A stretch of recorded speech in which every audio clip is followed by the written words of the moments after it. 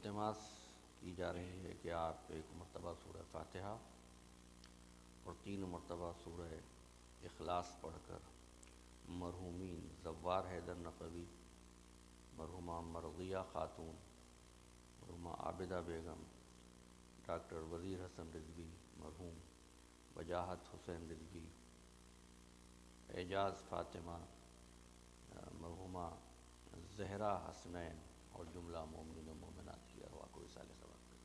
بسم اللہ الرحمن الرحیم، الحمدللہ رب العالمین، بسم اللہ الرحمن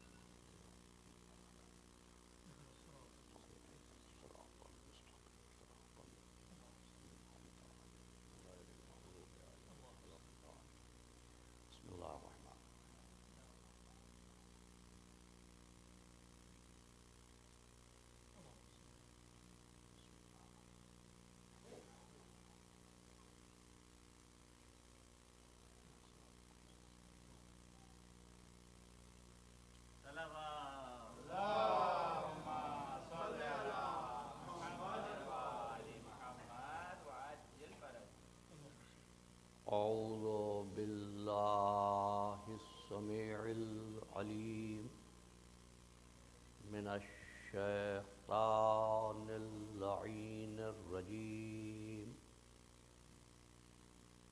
بسم اللہ الرحمن الرحیم، الحمد للہ وکفی وسلام علی عبادہ الذین اصطفی، خصوصاً علی محمد المصطفی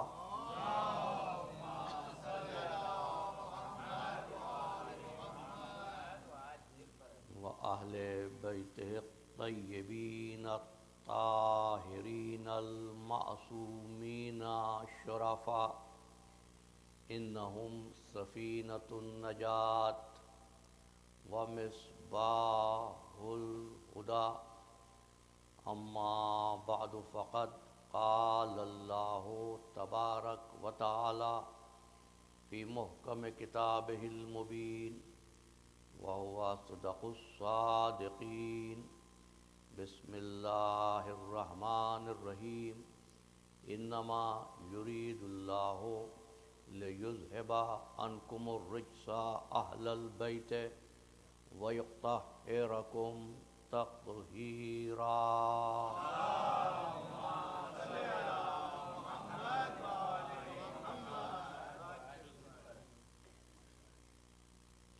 عزیزان محترم، اصل اور فرع کے عنوان پر گزشتہ گفتگو میں ہم نے یہ عرض کیا کہ نماز و روزہ و حج و زکوٰۃ عبادت تو ہیں، مگر صرف یہی عبادت نہیں ہے۔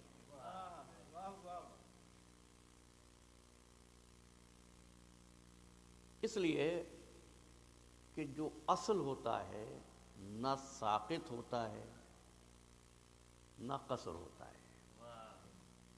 اگر نماز و روزہ ہی عبادت ہوتے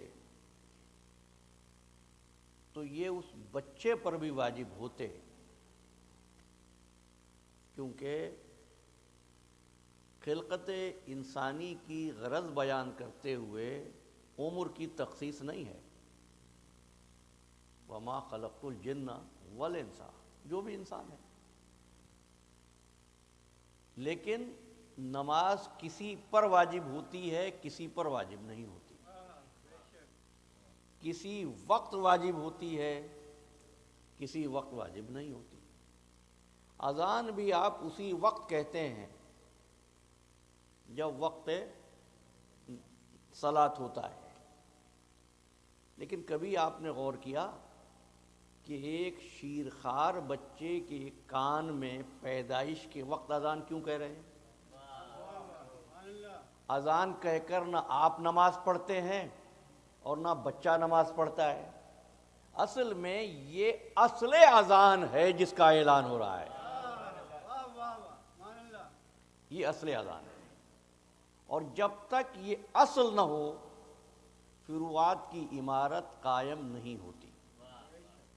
یہی وجہ ہے کہ سرکار ختمی مرتبت محمد مصطفیٰ صلی اللہ علیہ وآلہ وسلم نے تبلیغ کا آغاز فروعات سے نہیں کیا۔ میں دعا کرتا ہوں، اور آج یہ موقع ملا کہ آپ کے سنڈے اسکول میں حاضر ہو سکا۔ پروردگار اس ادارے کو صبح قیامت تک قائم رکھے، آپ کی مساعی کو موفق فرمائے۔ آپ کا بورڈ اور والنٹیئرز اور مومنین تمام مبارکباد کے مستحق ہیں۔ لیکن ایک بات میں یہاں کہنا چاہتا ہوں، یہ کام کرتے ہوئے انصاف نہیں عدل پیش نگاہ رہے۔ انصاف کہتے ہیں کسی چیز کو نصف اور نصف بانٹ دینا، عدل کہتے ہیں ہر شے کو اس کے مقام پر رکھنا۔ اچھا، تو اب جب تبلیغ ہوتی ہے تو طریقہ کار کچھ ایسا ہی ہے کہ ایک لٹریچر ہوتا ہے۔ اچھا جی، میں اپنی بات سمجھانے کے لیے عرض کر رہا ہوں، تنقید نہ ہی ارادہ ہے اور نہ ہی تنقید، لیکن ایک بات کہہ رہا ہوں، اور جیسا کہ میں نے عرض کیا، میں صرف یہ چاہتا ہوں کہ جہاں آپ سماعت فرماتے ہیں، سماعت کے ساتھ ساتھ سوچنے کا عمل بھی جاری رہے۔ اس سے راہیں کھلتی ہیں کہ بھئی یہ مذہب ہے، یہ میرا لٹریچر ہے، یہ میرا پروگرام ہے، عوام میں تقسیم کر دیا جائے، لوگ پڑھیں، غور کریں، سوچیں، اچھا لگے تو قبول کر لیں۔ لیکن سرکار ختمی مرتبت نے مکے کے رہنے والوں کو جمع کر کے کوہ ابو قبیس کی بلندی سے نہ کسی منشور کا اعلان کیا، نہ کچھ کرنے کو کہا، نہ کوئی بروشر تقسیم ہوا۔ اچھا غور کیجئے گا، آپ حضور کچھ کرنے کو نہیں کہہ رہے اور مکے والے دشمنی پر، مخالفت پر آمادہ ہیں۔ واقعہ آپ کو معلوم ہے، حضور نے جمع کیا، لوگ جمع ہوئے۔ اب نہیں فرما رہے کہ آج سے تم نماز پڑھنا، آج سے تم روزے رکھنا، آج سے تم زکوٰۃ دینا۔ نہیں بھئی، یہ بھی تو نہیں کہا میرے رسول نے کہ آج سے تم بت پرستی چھوڑ دینا۔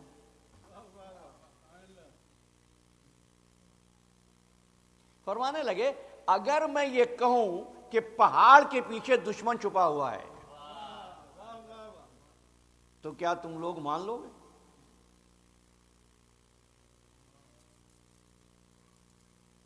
لوگوں نے یک زبان ہو کر کہا کہ بے شک ہم مان لیں گے۔ فرمایا جا کر دیکھو گے یا میرے کہنے پر مان لو گے؟ کہا ہمیں دیکھنے کی ضرورت کیا ہے؟ کیسا سچا مان رہے تھے؟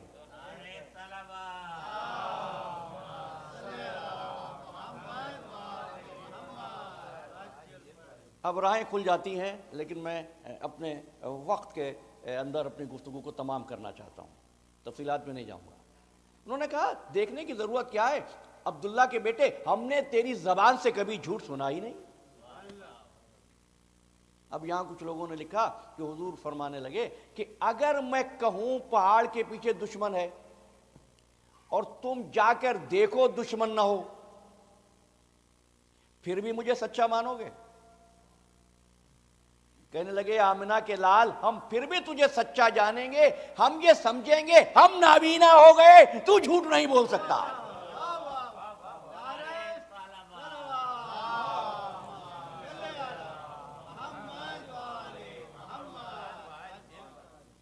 تو میرے آقا شریعت نہیں اصل شریعت پہنچا رہے تھے۔ اور دیکھنا کوئی دور تم کو ایسا نہیں ملے گا کہ کسی نے نماز پر پابندی لگائی ہو، روزے سے روکا ہو، طواف حرم سے منع کیا ہو۔ یزید کے دربار میں 700 حافظان قرآن موجود تھے نا،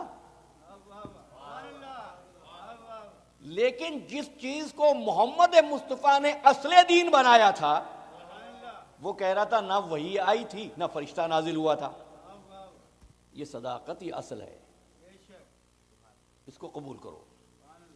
جب تک احترام محمد دلوں میں جاگزی نہیں ہے، نہ صلاۃ صلاۃ ہے نہ روزہ روزہ ہے. اور ایک بات اور کہہ دوں آپ سے، بڑی عقل و فکر کی باتیں ہوتی ہیں، لیکن ایک بات کہتا ہوں، عاشور کی رات میں حر نے کوئی نئی کتاب نہیں پڑھی تھی، لیکن وہ کیا چیز تھی جس نے اس کو گناہوں سے کوثر تک پہنچا دیا؟ اصل کی پہچان، اصل سے قربت. یہ اسلام ہے اور یہاں سے آغاز ہوتا ہے. میرے آقا نے کوئی فروئی حکم نہیں دیا. یہ تو پہلا اعلان ہے سرکار دو عالم کا. اب آگے چلیں. آخری خطبہ سرکار دو عالم کا کوئی ایک فقہی شرعی حکم دیا ہو؟ فرمانے لگے دیکھو جس طرح خانہ کعبہ محترم ہے، جس طرح حج کے ایام محترم ہے، جس طرح قرآن محترم ہے، اسی طرح ایک انسان کی جان و مال دوسرے انسان کے لیے محترم ہے. اصل ہدایت. پھر غور کر لینا، یہ نہیں فرمایا ایک مسلمان کے لیے دوسرے مسلمان کی جان، دوسرے وہ جو تیرے بھائی ہیں، اس لیے کہ ان کا اور تیرا پیدا کرنے والا ایک ہے.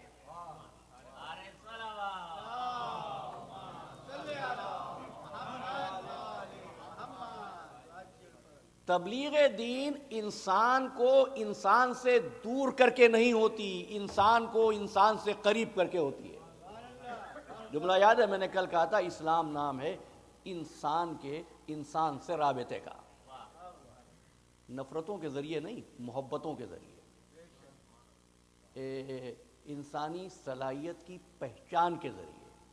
اب وضاحت کا وقت نہیں ہے، لیکن ایک بات کہتا ہوں، انسانی صلاحیت کی پہچان بغیر شکر الہی ہو ہی نہیں سکتی. بغیر شکر الہی ہو ہی نہیں سکتی، اس لیے کہ یہ شکر ہی تو ہے جو ہر ایک کو اس کی حد میں رکھتا ہے. کیا کہا فرمایا سنو، وَلَهُمْ آیَةُ اللَّيْلِ نَسْلَخُ مِنْهُ النَّهَارِ فَإِذَا هُمْ مُظْلِمُونَ وَالشَّمْسُ تَجْرِي لِمُسْتَقَرٍّ لَهَا ذَلِكَ تَقْدِيرُ الْعَزِيزِ الْعَلِيمِ وَالْقَمَرَ قَدَّرْنَاهُ مَنَازِلَ حَتَّىٰ عَادَ كَالْعُرْجُونِ الْقَدِيمِ. سلامتی اسی میں ہے کہ سورج اپنے مدار پر گھومتا رہے، چاند اپنی منزلوں پر رہے. عبادت کرو، دوسروں کی عبادتوں کو ایویلویٹ نہ کرو. اچھا ابھی واپس آئیں گے، لیکن ایک بات کر لیں، ایک مثال سے کوئی بات واضح ہو جائے. صرف تم ہی عبادت کرتے ہو؟ جی کون ہے جو عبادت نہیں کرتا؟ میں آیتیں پڑھتا جاؤں لیکن وقت لگ جائے گا، بس ایک دو آیتیں سنو. وَلَوْ أَسْلَمَ مَنْ فِي السَّمَاوَاتِ وَالْأَرْضِ طَوْعًا وَكَرْهًا. جو کچھ آسمان و زمین میں ہے وہ ہماری تسبیح کر رہا ہے. وَإِن مِّن شَيْءٍ إِلَّا يُسَبِّحُ بِحَمْدِهِ وَلَٰكِن لَّا تَفْقَهُونَ تَسْبِيحَهُمْ. ہر وہ چیز جس کو تم چیز کہہ سکو وہ بھی تسبیح پڑھتی ہے. وَلَٰكِن لَّا تَفْقَهُونَ تَسْبِيحَهُمْ. تم ان کی تسبیح کو سمجھ نہیں سکتے.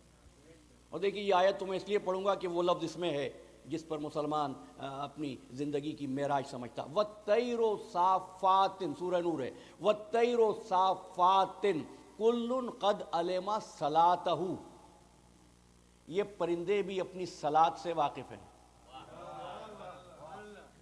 اچھا تو ایک بات بتانا، پتھروں کی تسبیح اور ہے، میدان کی تسبیح اور ہے، درخت کی تسبیح اور ہے، سورج کی عبادت اور ہے، چاند کی عبادت اور ہے، پرندوں کی نماز اور ہے. کبھی ان میں سے کسی نے دوسرے کی عبادت کو باطل کہا؟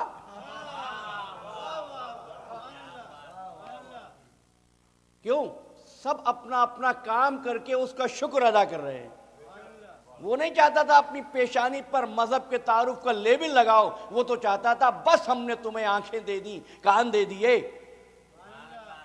دل دے دیا، لعلکم تشکرون، ہمارا شکر کیا کرو، ہمارا شکر کرو، انسان کو انسان سے قریب کرو، انسان سے رشتے کا عرفان حاصل کرو۔ بات واضح ہو رہی ہے نا؟ لیکن یہ خیال رہے کہ اس اصل محبت کو تلاش کر لو جس سے یہ محبتیں پیدا ہوتی ہیں، جس سے یہ محبتیں پیدا ہوتی ہیں۔ تبھی تو ماں باپ کو اس نے رب کہا نا، رب ارحمہما کما ربیانی صغیرا، جو اپنے لیے کہا وہ ان کے لیے کہا۔ کیوں؟ اس لیے اللہ کتنی محبت کرتا ہے تم سے، اندازہ جب ہوگا جب سوچو تم کتنی محبت کرتے ہو اپنے بچوں سے۔ پانا حقیقی محبت کو ہے، جانا مجازی محبت کے ذریعے ہے۔ اس اصل محبت کو پہچانو، یہ دین ہے۔ مولا کائنات نے نہایت خوبصورت جملہ، خوبصورت ارشاد، میرے مولا کا کائنات کے سارے فلسفے ایک طرف اور میرے مولا کا ارشاد ایک طرف، فرمایا دین کچھ نہیں مگر محبت۔ جس کے پاس محبت نہیں اس کے دین کا کوئی اعتبار نہیں، ٹھیک ہے نا؟ شہزادی زینب نے پوچھا بابا،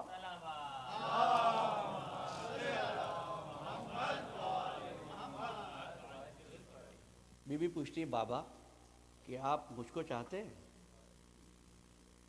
ہاں بیٹی ہم تم کو چاہتے ہیں۔ اچھا بابا یہ بتائیے کہ آپ بھیا حسن کو چاہتے ہیں؟ کہ ہاں بیٹی بھائی حسن کو بھی چاہتے ہیں، اور بھیا حسین کو؟ کہ بھیا حسین کو بھی۔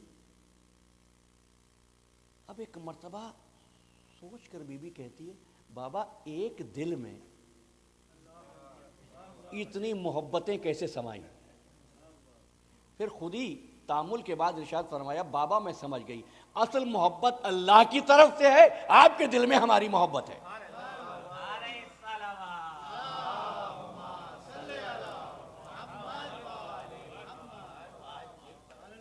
تو ایک بات میں نے کل بھی عرض کی تھی، آج بھی کہہ رہا ہوں، نماز قصر ہو جائے گی، محبت قصر نہیں ہوگی۔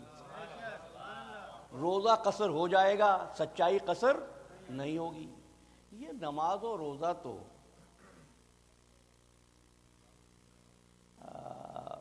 دیکھو ایسا ہوتا ہے کہ کوئی آدمی تساہلی کی بنا پر، میں عذر شرعی بھی نہیں کہہ رہا، تساہلی کی بنا پر، کاہلی کی بنا پر نماز نہیں پڑھتا تھا، مر گیا، روزے نہیں رکھتا تھا، مر گیا۔ اب نمازیں اور روزے کیا نہیں ہوتا ایسا کہ کسی کو اجرت دے کر، اجارہ دے کر، پیسے دے کر نماز پڑھوا دی جاتی ہے؟ ہوتا ہے نا ایسا؟ لیکن اگر کوئی آدمی رسالت پر ایمان کے بغیر مر گیا، اب سارے مومنین بھی دنیا کے جمع ہو کے چندہ کر لیں تو آپ یہ نہیں پہنچا سکتے، کیوں؟ یہ اصل ہے، وہ فرع ہے۔ پھر آ جائیے واپس، میں نے کیا کہا؟ دین کچھ نہیں محبت کے سوا، دین کچھ نہیں محبت کے سوا۔ اس اصلی محبت کو پہچانو تاکہ باقی محبتیں سمجھ میں آئے۔ یہی وجہ ہے اللہ کے رسول نے اپنی رسالت کا اجر نہ نماز کو قرار دیا، نہ روزے کو قرار دیا۔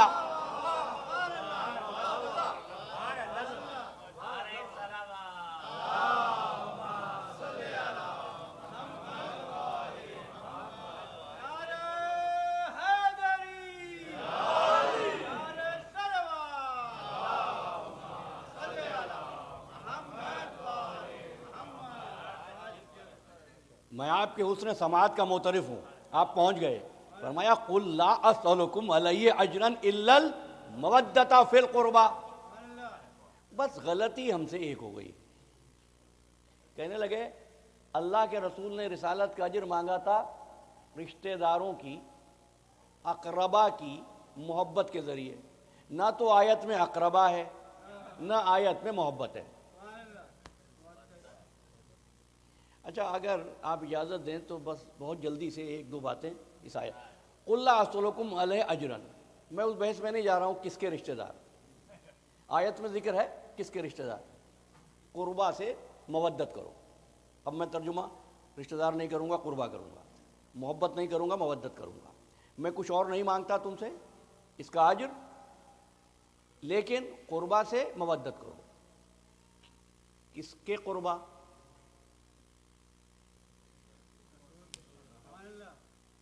نہیں شہباز بھائی، آیت میں نہیں ہے رسول کے قربا.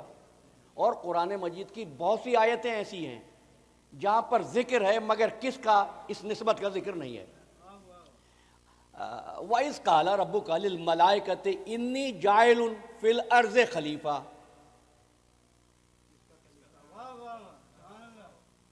سب کہہ رہے ہیں انسان اللہ کا خلیفہ ہے. یہ آیت میں یہ کب ہے؟ آیت میں یہ میں نے فرشتوں سے کہا میں زمین میں خلیفہ بنانے والا ہوں. کس کا؟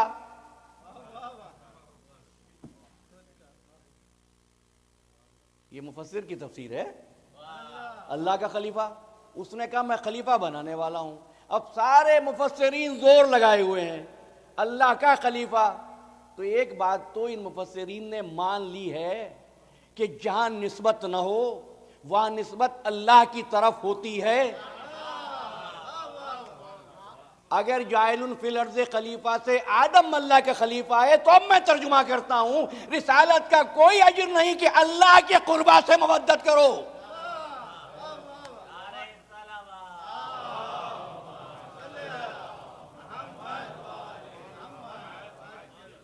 میں مدعا تک پہنچ گیا. قربا سے، اللہ کے قربا سے. قربا کسے کہتے ہیں؟ اور آپ نے معلوم ہے، پڑھے لکھے احباب ہیں ماشاءاللہ، آپ کا حسن سماعت بتا رہا ہے. قربا مؤنث کا صیغہ ہے، افعل التفضیل کا، سپرلیٹو ڈگری ہے. کبیر بڑے کو کہتے ہیں عربی میں، کبرا بڑی عورت کو کہتے ہیں، اکبر سب سے بڑے کو کہتے ہیں، اور کبرا سب سے بڑی عورت کو کہتے ہیں. صغیر چھوٹا، صغیرہ چھوٹی عورت، اور اصغر سب سے چھوٹا، صغرا سب سے چھوٹی، اوسط درمیانہ، وسطی درمیانی عورت، قریب اور قریب سے اقرب، قریب جو قریب ہے، اقرب جو سب سے زیادہ قریب مرد ہے. کبرا، صغرا، وسطی. اب پڑھو قربا، سب سے قریب عورت.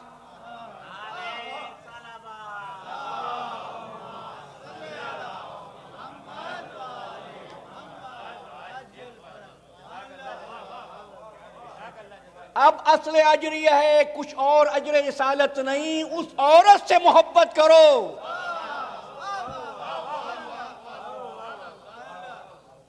جو اللہ سے بہت زیادہ قریب نہیں، سب سے زیادہ قریب ہے.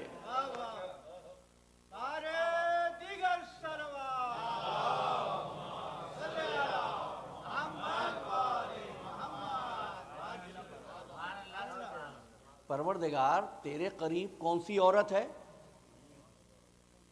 کا مشاہدہ کرو، انتظار کرو. ایسے ہی تھوڑی تھی بات. شب و روز کا آنے جانے والا فرشتہ پوچھنے لگا ہم اہل بیت النبوہ، جب کہا یا رب ومن تحت الکسا، چادر کے نیچے کون ہے؟ اور تم جانتے ہو کہ جبریل آتا تھا کبھی چکی پیسنے، کبھی تسبیح پڑھنے، کبھی در عصمت کی پاسبانی کرنے. چادر میں نیا کون ہے؟ یہ جبریل کے لیے نہیں، تمہارے لیے تھا کہ جانو اللہ سے قربا کون ہے. پروردگار کون ہے تو سننا چاہتا ہے. ہم اہل بیت نبوہ و معدن الرسالہ، ہم فاطمۃ و ابوہا و بالوہا و بنوہا.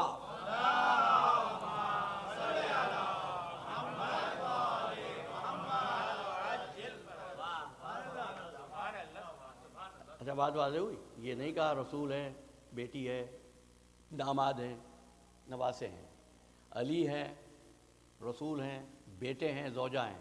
نہیں، مرکز تعارف ذات زہرا کو بنا لیا، ذات زہرا کو بنا لیا. یہ فاطمہ کے شوہر، فاطمہ کے بابا کیا مطلب ہے؟ فاطمہ کا احترام نسبت سے نہیں اصل سے ہے. آپ سمجھ رہے نا؟ ہمارا تعارف کیسے ہوتا ہے؟ کون صاحب ہیں؟ یہ فلاں صاحب کے بیٹے ہیں. نا، زہرا کا تعارف ایسا نہیں. نہیں، رسول کا فخر یہ ہے کہ زہرا کے باپ ہے.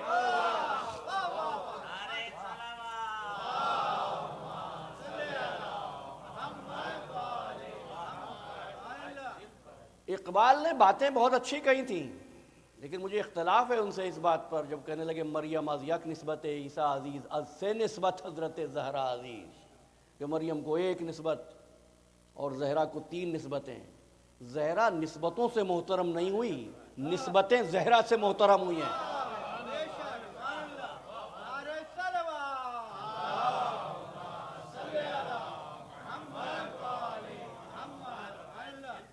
اب جملہ آپ کے حوالے کر رہا ہوں عزیزان محترم، تو یاد رکھنا اہل بیت رسول کی قربت کا نہیں، زہرا کی قربت کا نام ہے.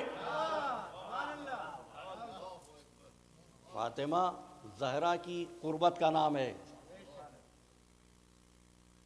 اور ایک بات اور کہتا ہوں، قرآن میں جب بھی لفظ اہل بیت آیا ہے کبھی مرد کی نسبت سے آیا ہی نہیں.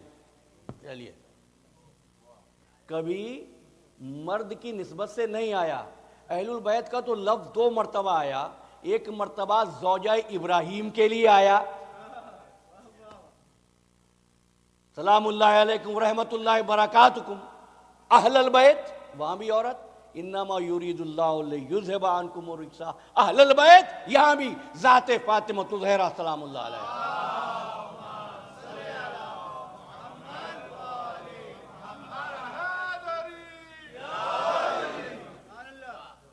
اچھا، اب بات رہ جائے گی، آگے چلیں گے، لیکن ایک بات اور عرض کر دوں. میں نے کہا مودت مانگی، محبت نہیں.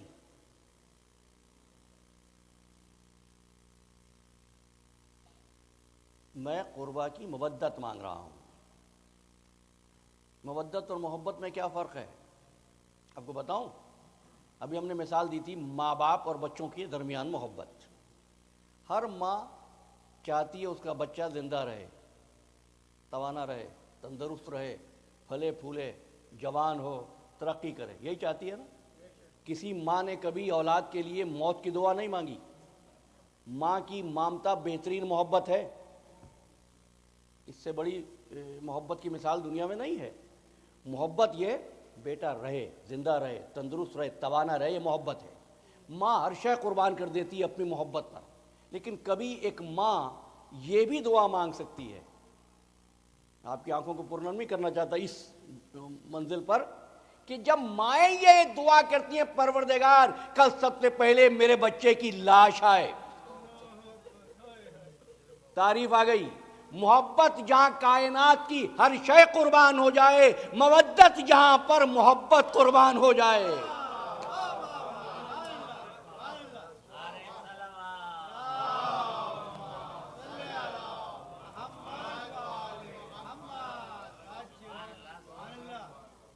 تو اب یاد رہے گا نا اصل ایمان کیا ہے؟ اصل ایمان کیا ہے؟ محمد و آل محمد سے قربت. اصل ایمان کیا ہے؟ زہرا سے محبت. اصل ایمان کیا ہے؟ زہرا کی محبت پر ہر محبت کو قربان کر دو. تب ہی یہ نماز آپ کی زندگی میں تبدیلی لائے گی. ٹھیک ہے؟ اور کبھی یہ سوچو، آپ سماعت فرما رہے ہیں اور میں گفتگو کر رہا ہوں. گفتگو کرتے ہوئے کبھی میرا ہاتھ میں حرکت ہوتی ہے، کبھی میرا چہرہ ہلتا ہے. آپ حضرات سن رہے ہیں، کبھی آپ کے چہرے میں حرکت ہوتی ہے. گفتگو کرتے ہوئے باڈی موومنٹ بہرحال ہوتی ہے نا. لیکن اگر کوئی آدمی اکیلا بیٹھ کر ہاتھ پیر ہلانا شروع کر دے، آپ کیا کہیں گے ایسے آدمی؟ جی مجھے جواب تو مل گیا ہے نا. ایسے آدمی کی صحت دماغی پر شک کریں گے نا. یہ نماز میں کرتے کیا ہیں آپ؟ حرکت تو ہے نا. کبھی آپ نے غور کیا ان حرکتوں کا کچھ مطلب بھی تو ہوگا؟ اگر حرکت کا مطلب نہ ہو تو جو آپ نے پہلے کہا ہے کیوں؟ اس لیے کہ اگر صرف اس حیت پر، اس صورت پر جنت ملنی ہوتی تو ہر نمازی جنتی ہوتا، لیکن ایسا نہیں ہے۔ قرآن نے کہا فَوَيْلٌ لِّلْمُصَلِّينَ الَّذِينَ هُمْ عَن صَلَاتِهِمْ سَاهُونَ، ایسے نمازی جو نماز سے غافل ہیں، پڑھ رہے ہیں نماز، اللہ کہہ رہا ہے یہ نماز جانتے ہی نہیں، لیکن صرف حرکت کر رہے ہیں، پتہ نہیں کیا کر رہے ہیں، ہے نا۔ عاملۃ ناصبہ تصلیٰ نارا حامیہ، یہ عمل کرنے والے جیسے جیسے عمل کر رہے ہیں تصلیٰ متصل ہو رہے ہیں کس سے؟ نارن حامیہ، آگ سے، جہنم سے، جو جانتے نہیں یہ کیا ہے۔ چلیں ایک بات اور آپ سے عرض کر دیتا ہوں، اور وہ یہ ہے، آج جمادی الثانی کی 4 تاریخ، کل 3 تھی، یہ کل 3 کیوں تھی، آج 3 کیوں نہیں ہوئی؟ کیا وجہ تھی؟ چاند 29ویں کو نظر آ گیا۔ رمضان کا انتظار رہتا ہے، آپ 29 شعبان کو کس چیز کی فکر کرتے ہیں؟ چاند کی۔ اور جو عید کی رات حالت ہوتی ہے مسلمان کی، کیا کہنا ہے، دنیا چاند پہ پہنچ گئی ہے، ان کو چاند نظر نہیں آتا۔ بہرحال جملہ معترضہ، ہوتا نہیں ہوتا ایسا؟ یعنی کبھی سوچو تو بیٹھ کر کہ ہر عبادت تمہاری چاند سے ہے، یہ نماز چاند سے کیوں نہیں ہے؟ اب یہ تقریر نماز پر ہے نہیں، جتنی بات ہے بس میرے موضوع سے متعلق اتنی بات کر رہا ہوں، ہے یہ چاند پر نہیں ہے، یہ سورج پر ہے۔ ساری عبادتیں مسلمانوں کی چاند پر، نماز جو بلند ترین عبادت ہے، افضل ترین عبادت ہے، جس کی پرسی سب سے پہلے ہوگی، جو جنت کی چابی ہے، وہ سورج پر ہے۔ کبھی غور کیا آپ نے کیوں ہے؟ اس لیے کہ نماز کا ایک جزو اعظم ہے۔ 1-2 منٹ کی اگر آپ تاخیر برداشت کر سکیں تو ایک بات اور کر لیتا ہوں، صلوات پڑھ دیجئے۔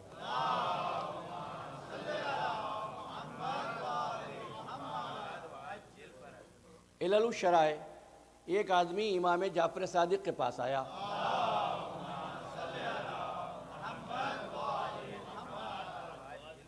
کہنے لگا مولا کیا نماز سے اللہ کو کچھ فائدہ ہوتا ہے؟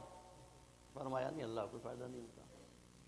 کہا بندہ تھک بھی جاتا ہے، اللہ کو کچھ ملتا بھی نہیں، تو یہ نماز واجب کیوں ہوئی؟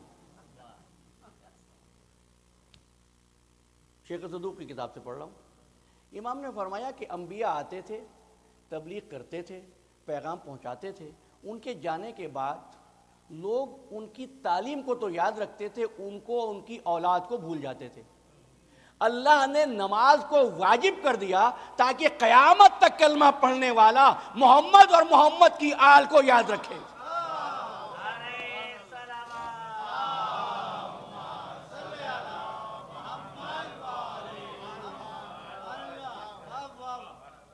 اور یہ جو کہہ رہے ہیں کہ نماز کا جزو اعظم سورہ فاتحہ ہے، غلط، میں کہہ رہا ہوں غلط۔ نماز کا جزو اعظم سورہ فاتحہ نہیں ہے، جزو اعظم اس جس کو کہتے ہیں جب تک نہ آئے اس پر وہ تعریف جاری نہ ہو سکے، یہی ہے نا۔ حدیث کی تمام کتابوں میں 73 فرقوں میں نماز جنازہ کو نماز کہا گیا، اس میں سورہ فاتحہ پڑھتے ہو تو وہ نماز کیوں کہلاتی ہے؟ صلاۃ المیت کے ابواب باندھ دیے فقہا نے، کیوں کہلاتی ہے؟ اس لیے کہ اس میں صلاۃ کا جزو اعظم ہوتا ہے، وہ جزو اعظم کچھ اور نہیں، محمد و آل محمد پر درود ہے۔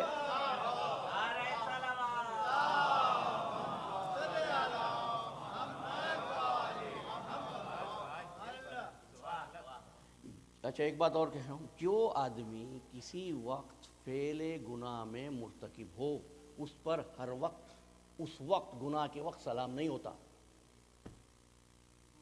ذرا یہ مسئلہ میں تفصیل میں نہیں جا رہا ہوں، لیکن آل محمد پر ہر نماز میں درود، چاند پر نہیں ہے، سورج پر ہے۔ اب کیسے کہوں؟ کہیں سورج اس وقت نکل رہا ہے، نماز فجر پڑھی جا رہی ہے، کہیں سورج ڈوب گیا ہے، آپ مغرب و عشاء پڑھ کر بیٹھے ہیں، کہیں تھوڑی دیر کے بعد مغرب و عشاء کا وقت ہو جائے گا، کہیں ظہر پڑھی جا رہی ہوگی، کہیں عصر پڑھی جا رہی ہوگی۔ وہ تو چاہتا ہی یہ تھا اس کائنات میں ہر وقت محمد و آل محمد پر درود بھیجا جاتا رہے۔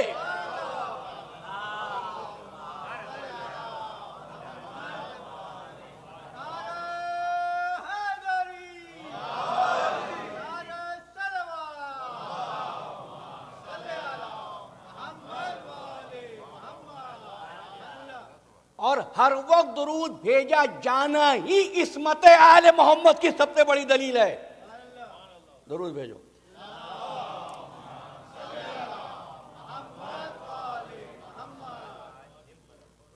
کتنی اہم بات ہو گئی۔ سمجھ میں آیا؟ اصول کافی سے پڑھ رہا ہوں۔ مولا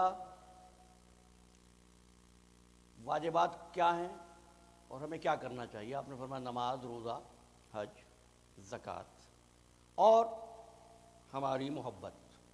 مولا ان میں سب سے افضل کون سی ہے؟ فرمایا ہماری محبت۔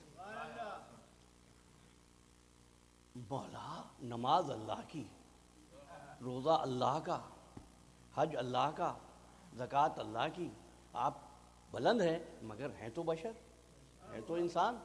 آپ کی اللہ کی عبادت سے بھی آپ کی محبت افضل ہے۔ آپ نے فرمایا سن، نماز کبھی ہوگی کبھی نہیں ہوگی، کسی پر ہوگی کسی پر نہیں ہوگی۔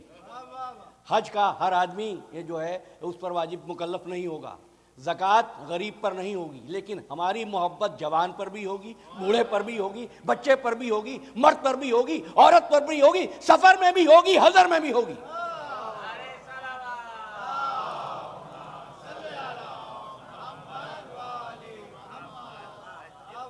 تو سفر میں نماز قصر ہوگی 2 رکعت، محبت عادی نہیں ہوگی۔ اس لیے ایک جملہ اور کہتا ہوں، یہ واجب نہیں ہے آل محمد کی محبت، لازم ہے۔ یہ لازم ہے، یہ حصہ ہے۔ کیوں؟ بس میں مدعا سے قریب ہونا چاہتا ہوں۔ کل میں نے عرض کیا تھا نا کہ جب تک ایک ذات ایسی نہ ہو، اب اس کو آپ نفس کہہ لیں، اس کو آپ روح کہہ لیں، جب تک نہ ہو ایک وجود کی شکل نہیں پا سکتا۔ بھئی سارا وجود ہے، اس میں روح نہیں ہے، کیسے بنے گا؟ گاڑی کی مثال آپ کو یاد ہوگی، میں نے دی تھی۔ آپ سے ایک سوال کرنا چاہتا ہوں۔ فرمایا کہ ہم نے محمد عربی کو سب سے پہلے خلق کیا۔ میں تفصیلات میں نہیں جا رہا ہوں، حدیث قدسی آپ کو یاد ہے، رسول کا یہ فرمان آپ سب کے ذہنوں میں ہوگا، اول ما خلق اللہ نوری، ہم نے سب سے پہلے نور کو خلق کیا۔ اچھا، اب خلقت سے ربیع الاول کے مہینے کی 12 یا 17 تاریخ تک، پیدائش تک رسول کا اسٹیٹس کیا ہے؟ رسول تم کہہ نہیں سکتے، اس لیے کہ رسول کہتے ہیں بھیجے ہوئے کو، بھیجے وہ نہیں گئے۔ نبی تم کہتے ہو جو خبریں دے، اگرچہ کہ مجھے اس سے اختلاف ہے، لیکن میں وقت کی یہ تنگ دامنی کے پیش نظر اس اختلاف اور اس کے حل میں نہیں جانا چاہتا۔ کہتے ہیں جو خبریں دے، تو رسول کسی کو خبریں نہیں دے رہے تھے، تو نبی کیسے ہوئے؟ پھر اسٹیٹس کیا ہے حضور کا؟ بشر بھی تم نہیں کہہ سکتے، جسم نہیں ہے، دنیا میں نہیں آئے ہیں۔ کیا تھا؟ اللہ نے ان کو سب سے پہلے خلق اس لیے کیا کہ یہ پوری کائنات کی روح بن کر باعث تخلیق کائنات بن سکیں۔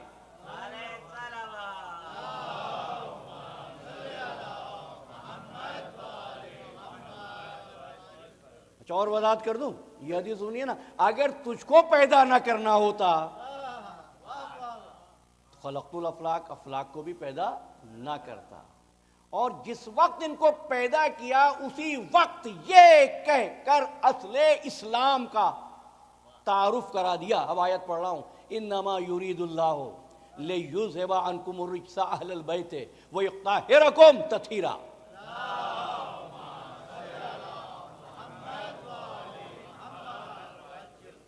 کتنی مرتبہ یہ آیت تطہیر آپ نے سنی ہے؟ آج ذرا بس 2 باتیں، 20 منٹ کا وقت ہے میرے پاس مکمل اس وقت۔ اللہ، آپ کو ترجمہ معلوم ہے، اللہ کا ارادہ یہ ہے کہ اہل بیت تم سے دور رکھے۔ اب کہہ رہے ہیں یہ اہل بیت کی پاکیزگی، یہ کائنات کے قیام کا اعلان ہے۔ یہ اصل دین کا اعلان ہے۔ اللہ نے ارادہ کیا۔ کس نے ارادہ کیا؟ ارادہ کیا ہوتا ہے؟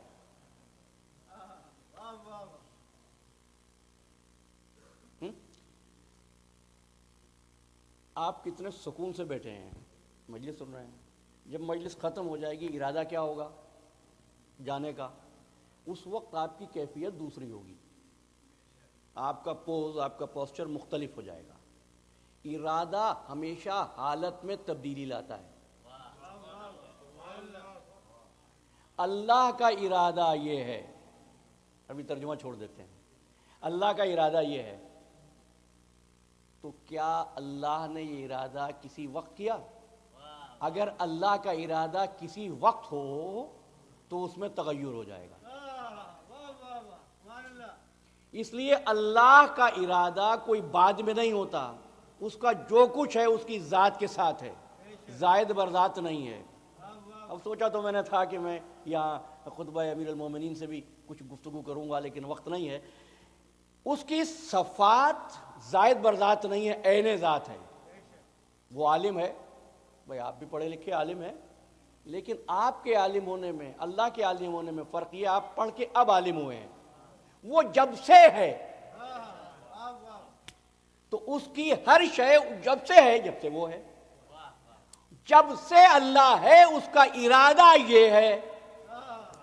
اب پڑھی آیت تھی کہ اہل بیت تم سے رجس کو دور رکھے۔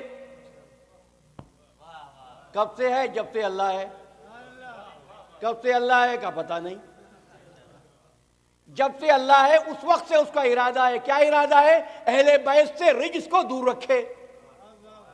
تو اب پوچھوں میں آپ سے، اہل بیت ہوں گے تو ارادہ ہوگا نا؟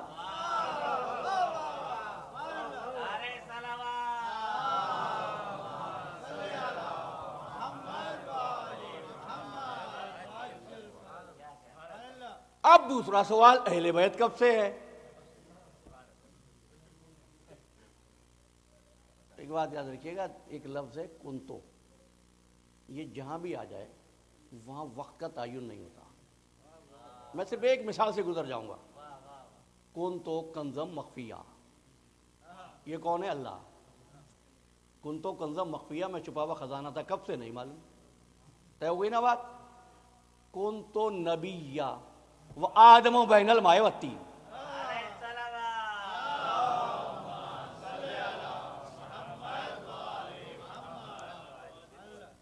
کنتو نبیم وآدم بین الماء والطین، میں نبی تھا آدم مٹی اور پانی کے درمیان۔ تو کب سے نبی تھے ہمیں نہیں معلوم۔ بھائی رسول تک کی بات ٹھیک ہے، رسول نے کہا تسلسل ہے، پہچانوانا ہے محبت کس کی ہے، اس لیے ایک مقام پہ مجمع کو روک لیا، ہاتھوں سے، اپنے ہاتھ سے علی کا بازو پکڑا، فرمایا من کنتو مولا ہو۔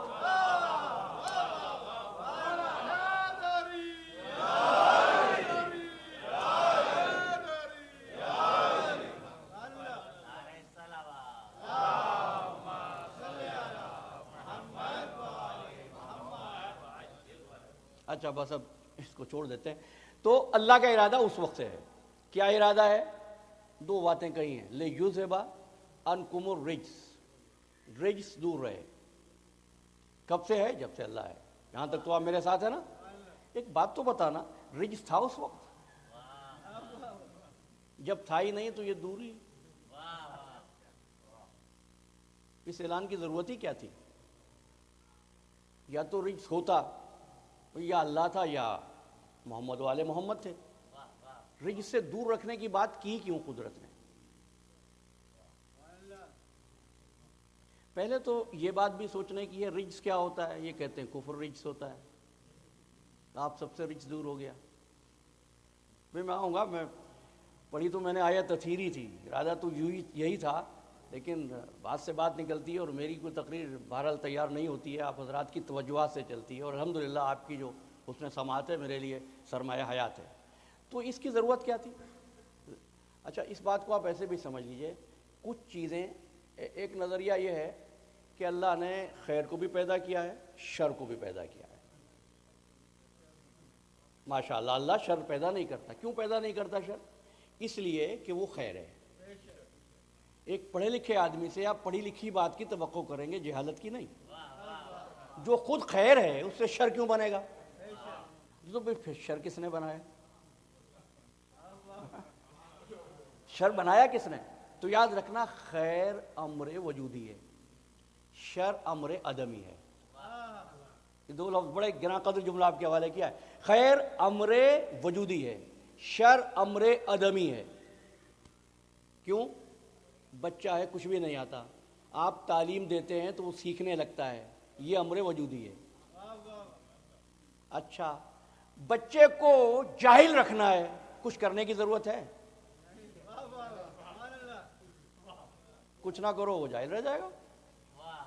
بھائی کمرے میں آئے، اندھیرا تھا، آپ نے سوئچ آن کیا، روشنی ہو گئی۔ اندھیرا کرنے کے لیے کیا کرنا ہے؟ کچھ بھی نہیں۔ جو کچھ نہ ہونے سے ہو جائے وہ امر عدمی ہوتا ہے۔ اللہ نے خیر بنایا، خیر کا تعارف کرایا، تم دور رہو گے۔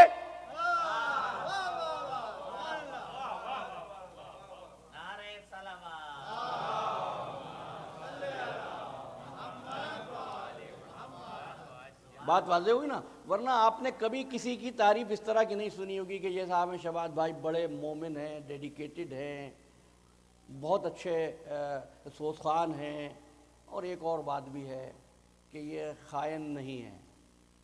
آپ کہیں گے یہ تعریف ہے؟ اتنی اچھی باتیں کہہ کر شہباز بھائی میں نے ایک مثال دی ہے، تو پروردگار عالم ان کی توفیقات میں اضافہ فرمائے، اور بڑی یہ سرمایہ ہیں آپ کی یہاں اس شہر کی کمیونٹی کے لیے۔ اور تو یہ تعریف نہیں ہوتی کہ صاحب یہ بچہ بہت قابل ہے، بہت نفیس ہے، سعادت مند ہے، فرما بردار ہے اور چور بھی نہیں ہے۔ یہ کوئی تعریف ہوئی؟ ہوا کیا تھا کہ اللہ کے رسول کہنے لگا کل علم اس کو دوں گا۔ بھئی اتنا کہہ دیتے اللہ اور رسول کو دوست رکھتا، اللہ اور رسول اس کو دوست رکھتے ہیں، فرمایا کل علم اس کو دوں گا جو کرار ہوگا، بھاگنے والا نہیں ہوگا۔ تو یہ علی کے لیے نہیں تھا، ماحول کو اجاگر کرنے کے لیے اعلان کیا تھا۔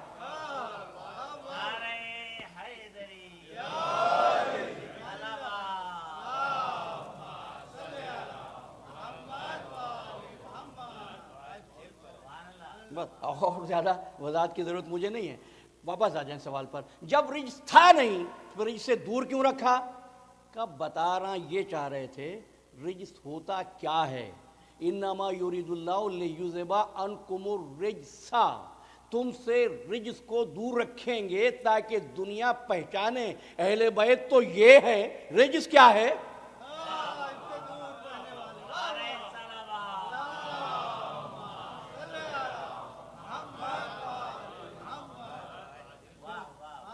جو اہل بیت سے دور ہے وہ رجس ہے۔ اہل بیت رجس سے دور، رجس اہل بیت سے دور۔ اور کیا کرے؟ یطہرکم تطہیرا، تم کو ایسا طاہر رکھے یا کر دے، جو چاہے ترجمہ کریں، میں اس بحث میں جاتا ہی نہیں، جیسا تطہیر کا حق ہے۔ یہی ہے نا ترجمہ؟ اب تطہیر کا ترجمہ کیا کیا؟ پاک کر دے۔ چلے ہم کر لیتے پاک رکھے، ٹھیک ہے نا؟ لیکن پاک تو اس وقت آپ سب ہیں، تو کیا کہہ سکتے ہیں آپ اس طاہر ہے، تطہیر ہے آپ کی ہو گئی؟ ہاں، ایک کافر پسینے میں شراب اور کلمہ پڑھ لیتا ہے، پاک ہو جاتا ہے۔ تو یہ فضیلت کیا ہے اہل بیت کی؟ یاد رکھنا عزیزو، آپ اس وقت پاک ہیں لیکن پاک کر نہیں سکتے۔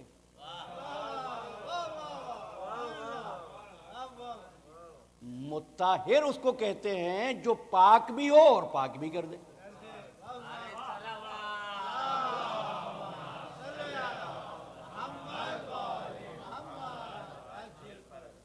کہتے ہیں رجس کفر نہیں بھائی، دیکھیے اگر کفر رجس کا نام ہو پھر ہر مسلمان کم از کم رجس سے دور ہے۔ ستم کی باتیں تو بہت سی ہیں، اور میری حالت یہ ہے کہ واعظ تنگ نظر نے مجھے کافر جانا اور کافر نے یہ سمجھا کہ مسلمان ہوں میں۔ یہ کیا ہوتا ہے رجس؟ آپ کو معلوم ہے؟ رجس کہتے ہیں ہر ایک شے اپنے کمال میں وجود میں ایک مقام پہ آ کے رک جاتی ہے، خواہ اس کی قیمت کتنی ہی ہو۔ کوہ نور کا ہیرا کتنا قیمتی ہے، اور 2 پیسے کا اگنے والا پودا کیسا ناقص ہے، لیکن اللہ نے اس پودے کو یہ صلاحیت دی ہے کہ وہ سنگلاخ چٹان میں شگاف دے دیتا ہے۔ تصرف کی قوت کا نام ہے۔ یعنی ہیرے میں رجس یہ ہے کہ وہ جماد نہیں بنتا، جماد نبات نہیں بن سکتا۔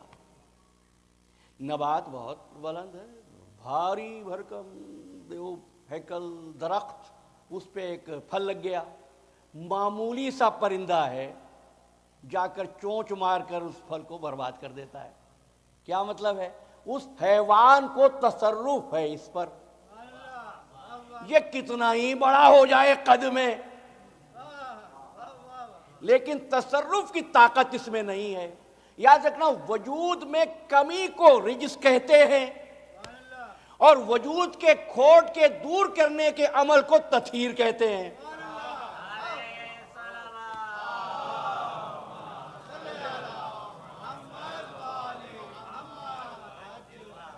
کائنات کا ہر موجود ایک مقام پر جا کے رک جائے گا، اور جس کی حد معین نہ ہو سکے وہ منزل تطہیر پر ہوگا۔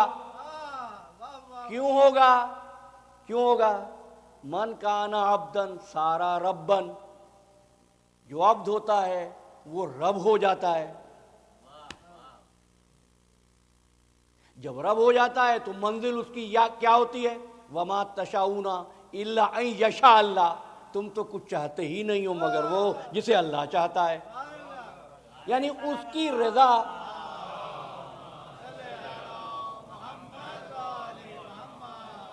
اس کی رضا اور اس کی رضا ایک ہو جاتی ہے۔ اب یہ وہی چاہتا ہے جو یہ چاہتے ہیں، یہ وہی چاہتے ہیں جو اللہ چاہتا ہے۔ میرے ساتھ ہے نا؟ وما تشاؤون الا یشاء اللہ، آیت آپ کو یاد ہے؟ بس آخری جملے میری گفتگو کے۔ لیکن ایک بات پوچھنا چاہتا ہوں، اللہ چاہتا تھا نا کائنات بنے، تو آل محمد کیا چاہتے تھے؟ وہ تو وہی چاہتے ہیں جو یہ چاہتا ہے۔ تو میں اگر یہ کہہ دوں آل محمد چاہتے تھے کائنات بنے تو بنی، تو میں نے کچھ غلط کہا؟ چلیں اب ذرا ایک اور اینگل سے بھی دیکھیے، پہلے کون چاہتا ہے، اللہ یا آل محمد؟ اچھا اگر ایسا ہو، اب ایک سوال ہے اور ایک بات سمجھانے کے لیے بات کر رہا ہوں، اللہ کچھ چاہے یہ کچھ چاہے، ہو نہیں سکتا ایسا، ہے نا؟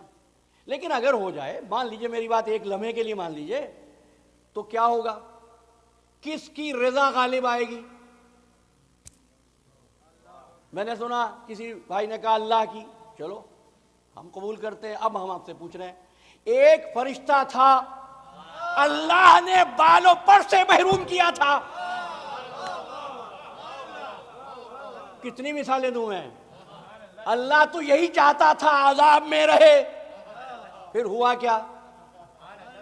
واقعہ بیان نہیں کرنا ہے، اٹھا کے فرشتے لے آئے دربار رسول میں، کہنے لگے رسول اللہ یہ مبارکباد دینے بھی آیا ہے اور چاہتا ہے کہ اس کی سزا بھی کم معاف ہو جائے۔ رسول ہے عالمین کے لیے رحمت، اور غضبناک ہے پروردگار اس فرشتے پر۔ میں تو قربان ہو جاؤں جبریل کے عرفان پر، جس سے مالک ناراض ہے اس کو اٹھا کے لے جا رہا ہے۔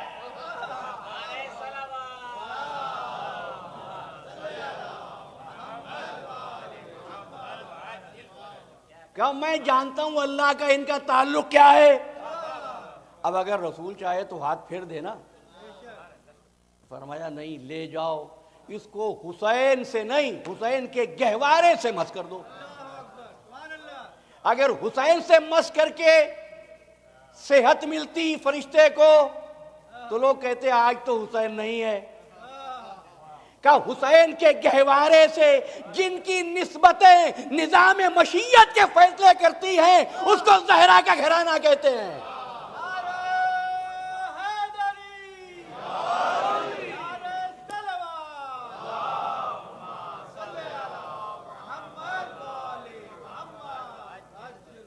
اس لیے زہرا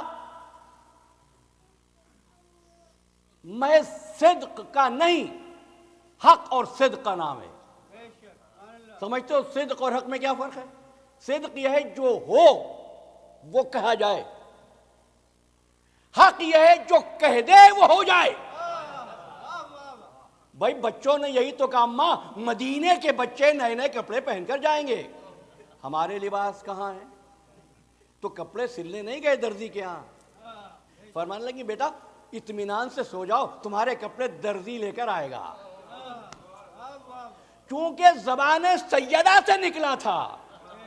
فرشتوں کی صف میں ہلچل مچ گئی، پروردگار ہمیں موقع دے، ہم جائیں گے کپڑے لے کر. رضوان آگے بڑھا، پروردگار آج مجھے سعادت دے دے، در زہرا پر جاؤں.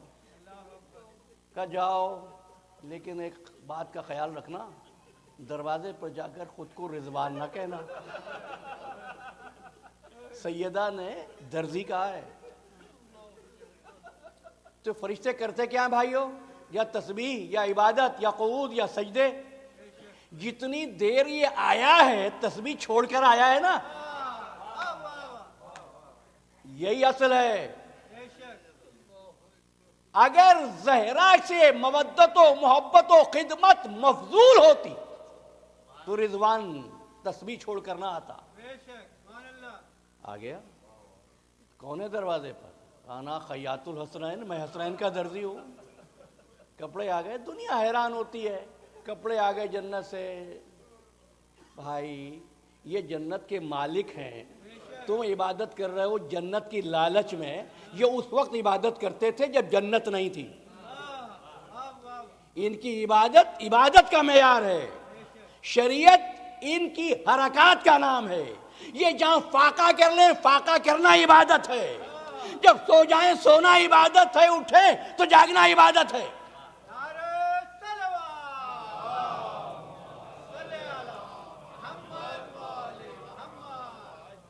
اب شریعت کہتی ہے قسم کھاؤ تو نہ توڑو، اور توڑو گے تو کفارہ ہوگا. لیکن جو مقام سیدہ کو پہچانتا ہے وہ جانتا ہے. میں نے کل عرض کیا تھا نا، بلال نے مدینہ چھوڑ دیا تھا. بلال نے مدینہ چھوڑ دیا تھا.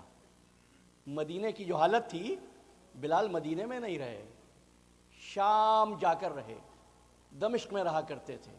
ایک روز جو سوئے تو خواب میں دیکھا رسول اللہ تشریف لائے ہیں. بلال تم یہاں بیٹھے ہو، میری بیٹی بیمار ہے. بس بلال نے یہ خواب دیکھا، عزم سفر باندھ لیا، اور جب مدینے میں داخل ہوا بچوں نے شور مچایا، بلال آ گئے، بلال آ گئے، بلال آ گئے. بلال گلی کوچوں سے ہوتا ہوا ایک مرتبہ در زہرا پر آیا، آ کر سلام کیا کہ بی بی بلال سلام کے لیے آیا ہے، طبیعت پوچھنے آیا ہے. بی بی کہنے لگی بلال تم نے بھی چھوڑ دیا ہم کو. کہ بی بی میرے آقا کے بعد اس مدینے میں میرا دل نہیں لگتا.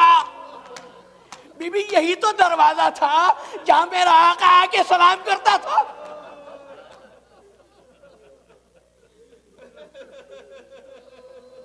بی بی میرے لائق کوئی حکم ہو، بی بی میرے لائق حکم ہو. بنت رسول کہنے لگی بلال اذان سنا دو، ایک مرتبہ اذان کہہ دو. بلال نے ایک جملہ کہا ہے جس کے لیے زحمت دی تھی. بلال کہنے لگے بی بی میں نے قسم کھائی ہے میں اب اذان نہیں کہوں گا. بنت رسول کہتی ہے بلال میرا حکم ہے. بی بی تیرا حکم ہے، میں ابھی اذان کہتا ہوں. بلال گلدستہ اذان پر آئے،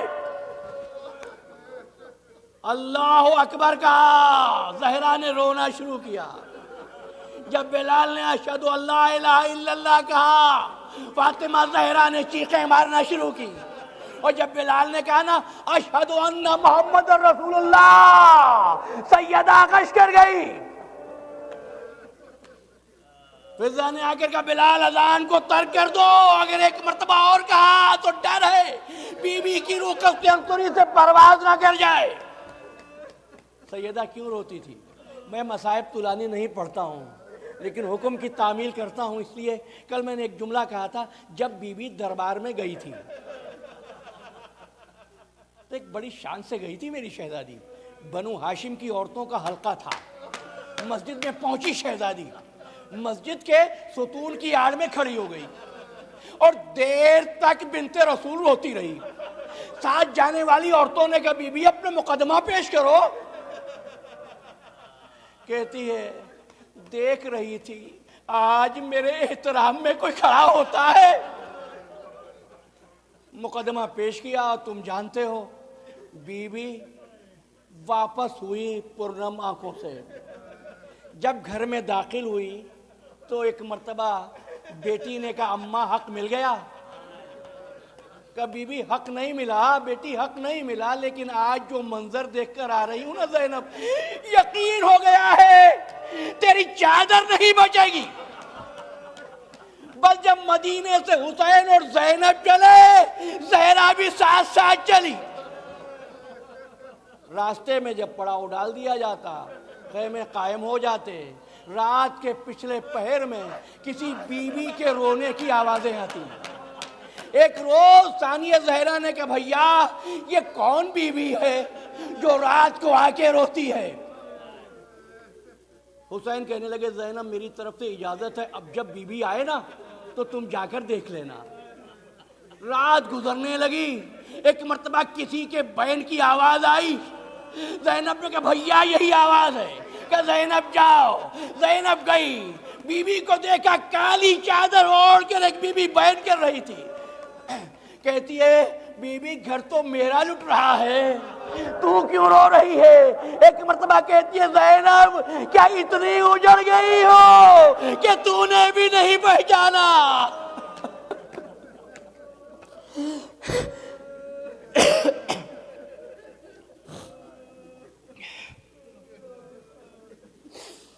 لعنت اللہ علی القوم الظالمین وسيعلم الذين ظلموا أي منقلب ينقلبون. ماتم حسین.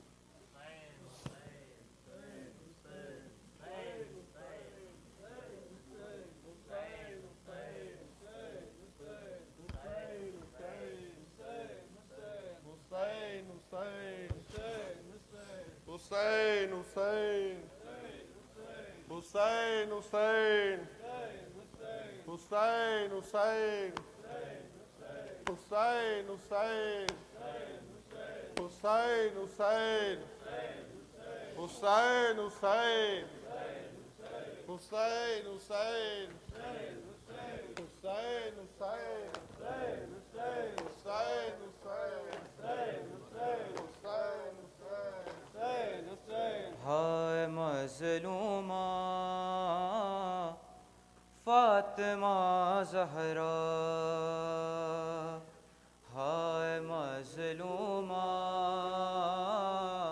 فاطمہ زہرا، ہائے مظلومہ فاطمہ زہرا، ہائے مظلومہ فاطمہ زہرا، ہائے مظلومہ فاطمہ زہرا، ہائے مظلومہ فاطمہ زہرا.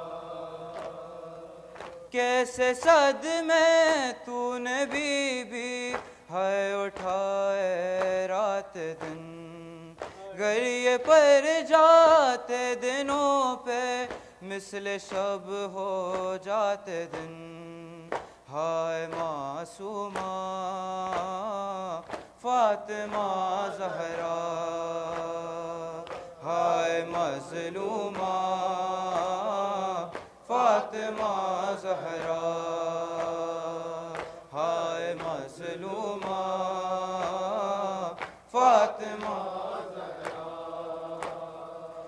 تیری سچائی پہ کرتا ناز ہے رب جلیل، امتی دربار میں تو ہائے جھٹلائی گئی، حق نہیں پایا فاطمہ زہرا، ہائے مظلومہ فاطمہ زہرا، ہائے مظلومہ فاطمہ زہرا،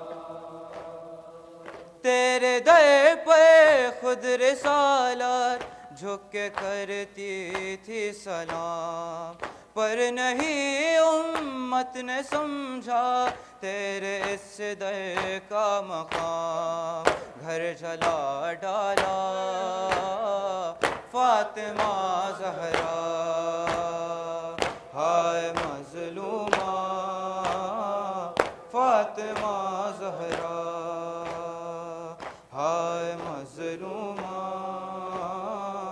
فاطمہ زہرا، سینہ شبر کو چومے اور کبھی شہ کا گلا، چوم کر زینب کے بازو کرتی ہیں آہوں بکا، یاد آیا کیا فاطمہ زہرا،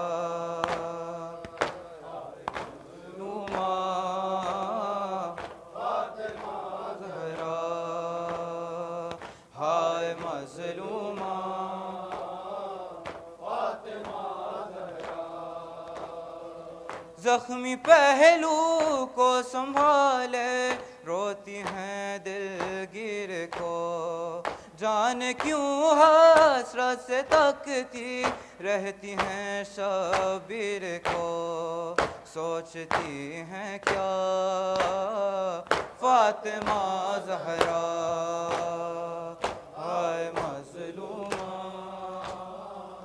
فاطمہ زہرا، ہائے مظلومہ فاطمہ زہرا، حسین حسین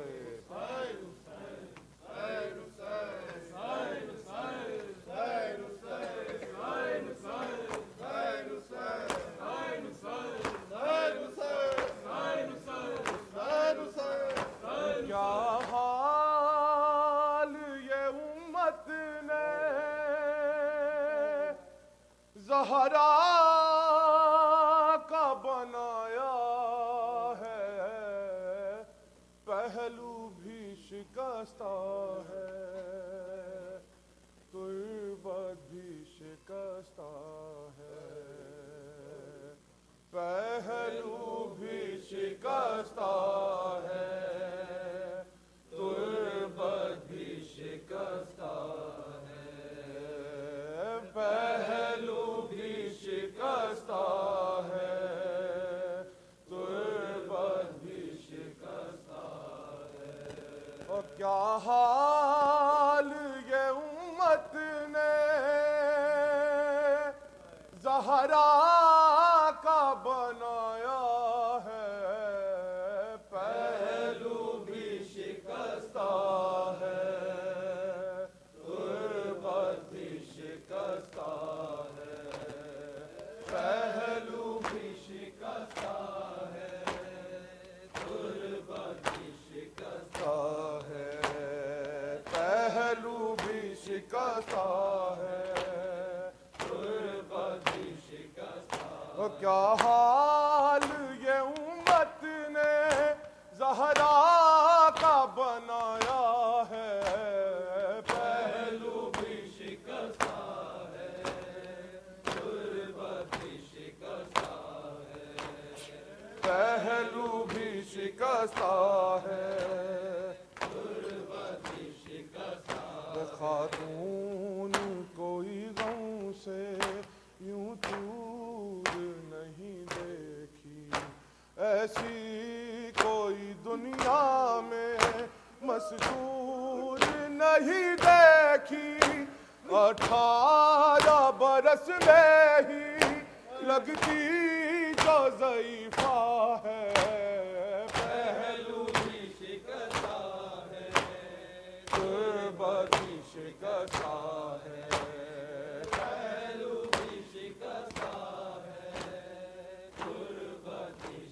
شکستہ ہے، پہلو بھی شکستہ ہے،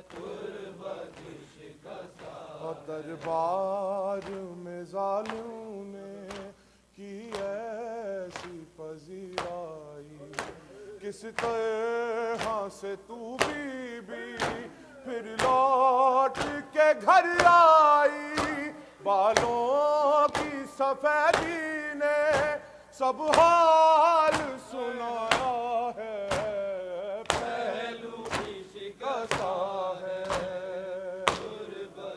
شکستہ ہے، پہلو بھی شکستہ ہے، تربت بھی شکستہ ہے، پہلو بھی شکستہ ہے، تربت بھی شکستہ ہے۔ دو ایسے جنازے ہیں، دو ایسے جنازے ہیں تاریخ میں جو اٹھتے، بس گھر کے ہی لوگوں نے دونوں کو دیے کاندھے، ایک فاطمہ زہرا ہے، ایک بالی سکینہ ہے، پہلو بھی شکستہ ہے،